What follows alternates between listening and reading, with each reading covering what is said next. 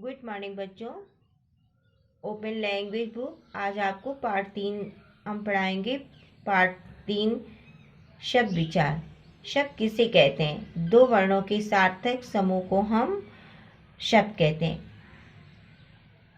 शब्दों के आधार पर 4 भागों में बांटा गया है। नंबर 1 उत्पत्ति के आधार पर, रचना के आधार पर, प्रयोग के आधार पर, अर्थ के आधार पर।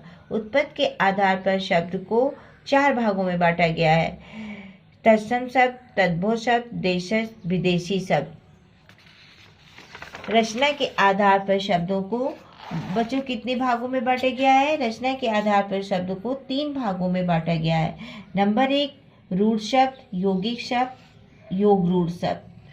प्रयोग के आधार पर शब्दों को 2 भागों में बांटा गया है। विकारी शब्द, अविकारी शब्द।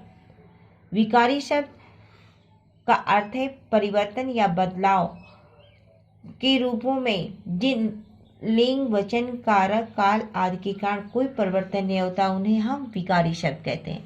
जिन शब्दों में रूप, लिंग, वचन, काल, कारक आदि के कारण कोई परिवर्तन नहीं होता है, उन्हें अविकारी शब्द कहते हैं। ठीक है, बस इतना ही अंतर है। विकारी में परिवर्तन होता है और अविकारी में परिवर्तन नहीं होता है। अर्थ के आधार पर शब्द 2 प्रकार के होते हैं, सार्थक शब्द और निरर्थक शब्द। सार्थक शब्द 5 प्रकार के होते हैं। एकार्थी, अनेकार्थी, समानार्थी, विलोम और श्रुति भिन्नात्मक शब्द। ठीक है बच्चों, अब आप देखिए ये आपकी एक्सरसाइज आपकी ये समझा दिया मैंने अच्छी तरीके से। एक्सरसाइज अब मैं आपको करवाएंगे आपकी सेकेंड एक्सरसाइज है। निम्नलिखित प्रश्न कथनों में से सही के सामने सही और गलत के सामने गलत निशान लगाना। वर्णों के निरर्थक समूह को शब्द कहते हैं, ये बच्चों गलत है। वर्णों के सार्थक समूह को हम शब्द कहते हैं। तत्सम शब्द संस्कृत भाषा के मूल शब्द होते हैं, सही है। नदी शब्द एक योगी शब्द है, गलत है।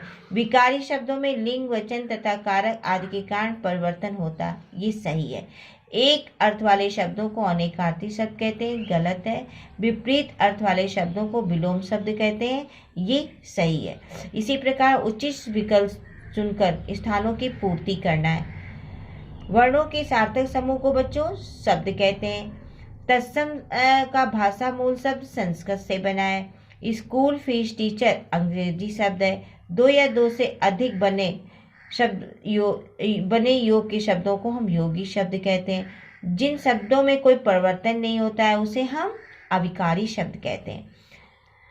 एक ही अर्थ का बोध कराने वाले शब्दों को एकार्थी शब्द कहते हैं। जिन शब्दों में कोई अर्थ नहीं निकलता ऐसे शब्दों को हम क्या बोलते हैं बच्चों? निरर्थक शब्द बोलते हैं। इसके बाद में ये एक्सरसाइज आपकी है। नीचे दिए गए शब्दों में तत्सम, तद्भव और विदेशी देशज शब्द अलग छांट कर लिखना है। ये मैंने करवाया है, इसको इस तरीके से आपको बुक में करना है और आपको चैप्टर को अच्छी तरीके से लीन करना है। एक्सरसाइज को बहुत अच्छी तरीके से करना है बच्चों। ठीक।